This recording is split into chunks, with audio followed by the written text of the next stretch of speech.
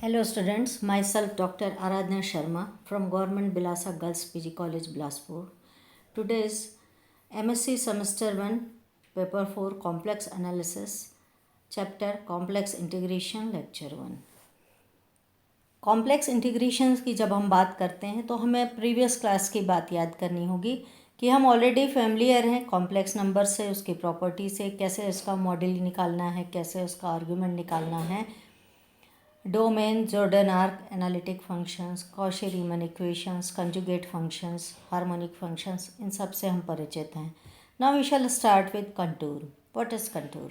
Contour means a continuous chain of finite number of regular arcs.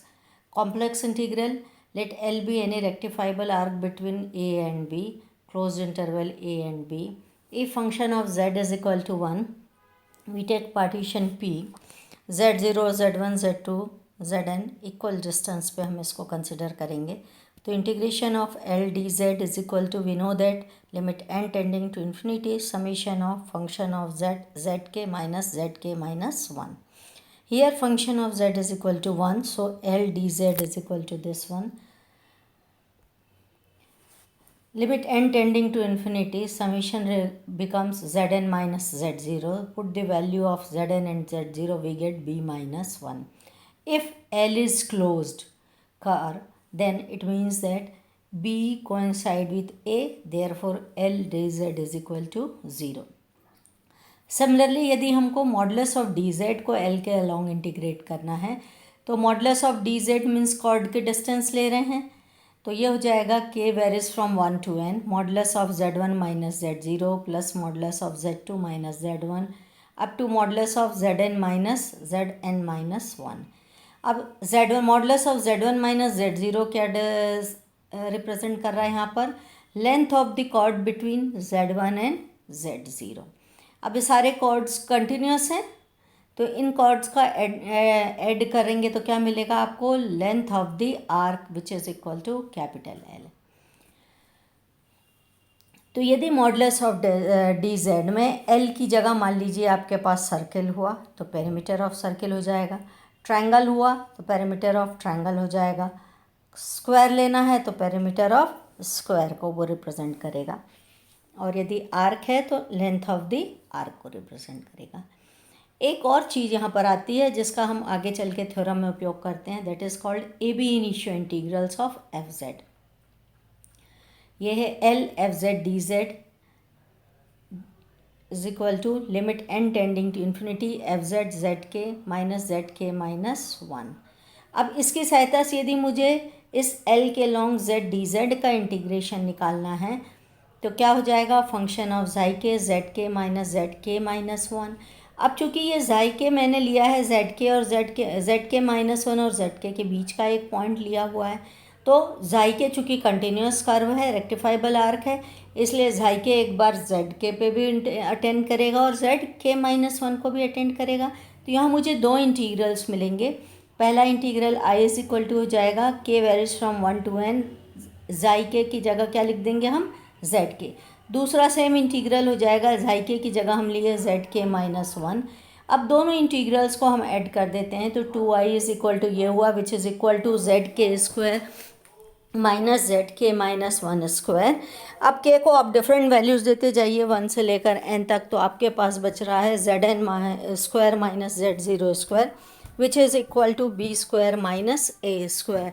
Therefore I is integration along L z d z is equal to b square minus a square upon 2. अब यदि यहीं पर L आपका closed है तो L z d z is equal to क्या हो जाएगा? 0. अब हम थ्योरम्स में आते हैं. Elementary form of Cauchy's theorem. तो ये थ्योरम एलिमेंट्री रूप में क्या था कि let f z be regular function and f z be continuous at each point within and on a closed contour C, then C f z dz is equal to 0. अब इसके proof के लिए हम ग्रीन्स थ्योरम यूज़ करेंगे. तो let D denote the close domain containing all points within and on C. F Z is equal to हम ले रहे हैं u plus I V, where u and v are continuous function of x and y. Then C F Z D Z is equal to integration over C u plus I V into D x plus I D Y. Simplify करके real और imaginary parts अलग करेंगे तो ये हमको दो integrals मिल गए। Integrands रहेंगे u d x minus v d y और v d x plus u d y. अब इसमें चूँकि कंटिन्यूस फंक्शन है हमारा, पार्शियली डिफरेंशिएबल है, तो हम इसमें ग्रीन्स थ्योरम अप्लाई कर सकते हैं, जो कि इस तरीके से है, जो डबल इंटीग्रल को सिंगल इंटीग्रल में कन्वर्ट करती है, या हम ये कह सकते हैं कि सरफेस इंटीग्रल को लाइन इंटीग्रल में कन्वर्ट करती है। तो ये आपका जब इसमें, और साथ ही साथ चूँकि फंक्शन ऑफ जेड हमारा एनालिटिक है तो वो कॉशी रीमन्स इक्वेशन को सेटिस्फाई करेगा। तो हमारे पास है del U by del X is equal to del V upon del Y. दूसरी इक्वेशन है del U upon del Y is equal to minus del V upon del X. तो इन दोनों को जब ग्रीन्स थ्योरम को और सीआर इक्वेशंस को हम यूज़ करेंगे तो हमारा इक्वेशन नंबर 1 बन जाता है C F Z D Z is equal to 0। और यही आपका कॉशीज़ का थ्योरम था। इसको आप एलिमेंट्री फॉर्म ऑफ कॉशीज़ थ्योरम भी कह सकते हैं, फंडामेंटल थ्योरम ऑफ कॉशीज़ थ्योरम कह सकते हैं। इसके बाद एक इम्पॉर्टेंट थ्योरम आता है कॉशी गॉर्सेट थ्योरम। ये है if a function F Z is analytic and single valued inside and on a simple close contour C then C F Z D Z is equal to 0। Means fundamental theorem जो था उसमें modification हुआ, और इस theorem को prove करने के लिए हम गॉर्सेट लेमा लेकर चलते हैं। तो हम सबसे पहले अपने क्लोज कंटूर को हॉरिजॉन्टल और वर्टिकल इक्विडिस्टेंट लाइन से इसको डिवाइड कर लेते हैं। तो हमारे पास बहुत सारे स्क्वायर्स बन जाते हैं, कुछ कंप्लीट स्क्वायर्स होंगे और कुछ पार्शियल्स स्क्वायर्स होंगे। तो हमारा कंटूर मेशेस में डिवाइड हो गया, जहाँ मेशेस में कंप्लीट स्क्वायर्स हैं और पार्शियल स्क्वायर्स हैं। तो सबसे पहले हम गॉर्सेट लेमा को लेंगे। तो हमारा लेमा है कि given epsilon greater than 0 it is possible to divide the region C into finite number of meshes either complete square Cn or partial squares Dn such that within each mesh there exists a point Z0 such that this equation number 1 satisfied, which is modulus of function of Z minus function of Z0 upon Z minus Z0 minus f dash Z0 is less than epsilon for every Z in the mesh। तो हम सबसे पहले lemma को prove करेंगे। Suppose the lemma is not true. हम पहले मान लेते हैं कॉन्ट्रेरी की जो लेमा है वो ट्रू नहीं है। ट्रू नहीं है मीन्स ये फेल्स हो रही कंडीशन। तो एटलीस्ट किसी एक मेश पे ये आपका फेल हो गया, तो हम उस मेश को क्या करेंगे, सब डिवाइड करेंगे। सब डिवाइड कैसे करेंगे, अपोजिट साइड्स को स्क्वायर्स के मिला देंगे, पॉइंट्स को, मिडिल पॉइंट्स को। तो ये मेशेस सब डिवाइड हुआ। If there is still at least one part which does not satisfies the condition 1, जिस पार्ट में कंडीशन सेटिस्फाई नहीं हो रही उसको फिर से सब डिवाइड करेंगे। इस तरीके से प्रोसेस कुछ फाइनाइट नंबर ऑफ टर्म्स के बाद यदि टर्मिनेट हो जाता है, condition 1 is satisfied for every subdivision, या प्रोसेस में भी गो ऑन इंडेफिनेटली। तो सेकंड केस में क्या होगा कि हम square of sequence of squares आपको मिलेंगे which has 0 as its limit point at which 1 is not satisfied. Of course Z0 is an interior point of C.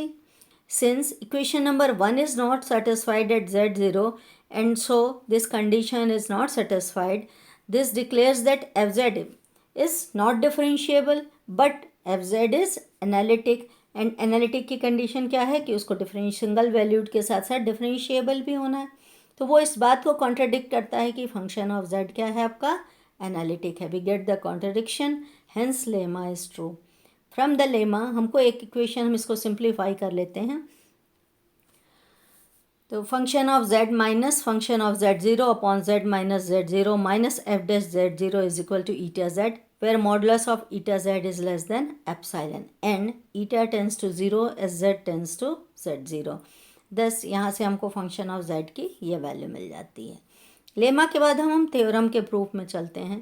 तो जैसे शुरुआत में ही मैंने कहा कि हम जो हमारा कंटूर है उसके इंटीरियर्स को हम किस में डिवाइड कर रहे हैं, मेशेस में डिवाइड कर रहे हैं, जो कि या तो कंप्लीट स्क्वायर्स होंगे या पार्शियल स्क्वायर्स होंगे। तो हमारा जो integral C F Z D Z है वो दो इंटीग्रल्स का सम हो गया। पहला हो गया summation of R varies from 1 to n। यदि हमारे पास n कंप्लीट स्क्वायर्स हैं तो इन कंप्लीट स्क्वायर्स के रेस्पेक्ट में integration C R F Z D Z. दूसरा होगा पार्शियल स्क्वायर डी आर के रेस्पेक्ट में इंटीग्रेट करेंगे एफ जेड डी जेड को। दोनों का सम हमारा क्या रिप्रेजेंट करेगा, कंटूर सी के अलॉन्ग फंक्शन ऑफ जेड का इंटीग्रेशन। तो हमको इक्वेशन नंबर 3 मिल जाता है। अब इक्वेशन नंबर 2 से फंक्शन ऑफ जेड की वैल्यू यहाँ पर सब्स्टिट्यूट करते हैं। अब हमको मालूम है ए बी इनिशियो से कि क्लोज कंटूर के along C R D Z क्या हो जाएगा, ज़ीरो हो जाएगा। सिमिलरली जेड डी जेड की वैल्यू भी क्या होगी, ज़ीरो होगी। तो हमारा जो इक्वेशन था function of z D z का integration along the contour c r, वहाँ पर आपका एक ही टर्म बचता है z minus z zero eta z. Similarly d are के रेस्पेक्ट में जब आप इंटीग्रेट कर रहे हैं तो function of z D Z की वैल्यू में अभी सेम बचती है z minus z zero eta z D z. अब इक्वेशन नंबर 3 को हम लिख सकते हैं C F Z D Z is equal to sum of this two integrals. अब इनका मॉडुलस ले लें दोनों तरफ, तो आपको ये वैल्यू मिल गई। अब हमको निकालना है modulus of Z minus z zero और मॉडुलस ऑफ डी जेड की वैल्यू, ठीक है। तो हम modulus of Z minus z zero क्या हुआ, जहाँ हम बना रहे हैं मेशेस में उसके अंतर पॉइंट जेड ज़ीरो है, तो ये उसके किसको रिप्रेजेंट कर रहा है, डायगोनल को। यदि मैं आर एथ स्क्वायर का लेंथ एल आर लेकर चलूँ तो डायगोनल की वैल्यू क्या हो जाएगी, L R square root of 2 मिल जाएगी। और integration along C R modulus of D Z किसको रिप्रेजेंट करेगा, perimeter of R th square को। और ए क्या होगा, टोटल एरिया ऑफ स्क्वायर्स हो गया, L total length of boundary S हो गई, ठीक। सिमिलरली एल आर डैश किसके लिए होंगे, पार्शियल स्क्वायर्स जो आपके बन रहे हैं उसकी लेंथ होगी। और पार्शियल स्क्वायर्स कंटेन कर रहा है चूँकि हमारे कंटूर के आर्कल डिस्टेंस को, उसको हम ले लेते हैं एस आर। इन सब की वैल्यू सब्स्टिट्यूट करने पे देखिए एप्साइलन के साथ हमको कांस्टेंट वैल्यू मिल रही है 4√2 A plus L root two, ठीक। अब making epsilon tends to zero पे आपको क्या मिल गया, modulus of C F Z D Z is equal to zero, which means that C F Z D Z is equal to zero, hence the theorem, that's all.